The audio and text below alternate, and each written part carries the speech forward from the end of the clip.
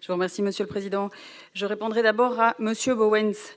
Alors, Monsieur Bowens, c'est effectivement assez choquant de vous entendre dire de la manière dont vous pensez que le MR parle des bénéficiaires et des ayants droit du CPS. J'ai largement fait campagne là-dessus, Monsieur Weitzman aussi, mais juste nous corriger n'avons jamais...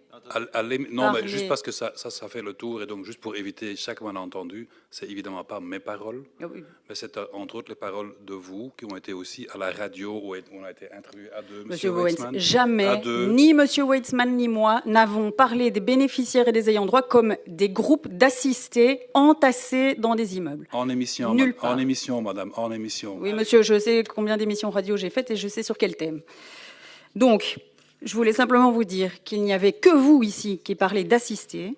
Nous parlons de citoyens, pas du tout. Nous parlons de citoyens qui ont des difficultés et que nous voulons accompagner vers une émancipation. Nous estimons qu'aider, ce n'est pas seulement donner de l'argent à quelqu'un, c'est le pousser vers l'émancipation. Il y a plus de 7 ou 8 pages de priorités dans l'accord qui détaillent ce que nous souhaitons faire. Je rebondis du coup sur la question de Madame Gelab, que je remercie pour le rappel de la définition légale.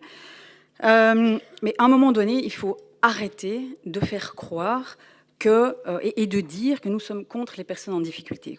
C'est tout le contraire. À côté des aides légales, ce que nous voulons faire, c'est soutenir individuellement chacun des ayants droit pour atteindre l'émancipation. On a fait effectivement largement campagne là-dessus.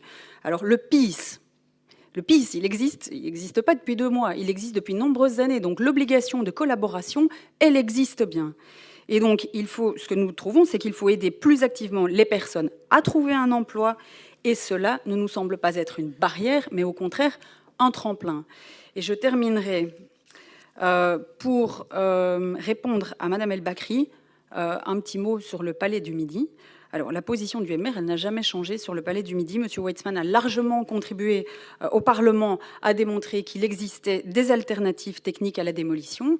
Et donc, nous verrons ce qui est préconisé dans l'étude qui a été organisée par la région et par la STIB, et si des solutions sont possibles. Et en fonction de cela, eh bien, nous prendrons les mesures qui s'imposent pour le Palais du Midi dans l'intérêt des commerçants et dans l'intérêt des habitants. Et c'est noir sur blanc dans l'accord. Je vous remercie. Merci, madame.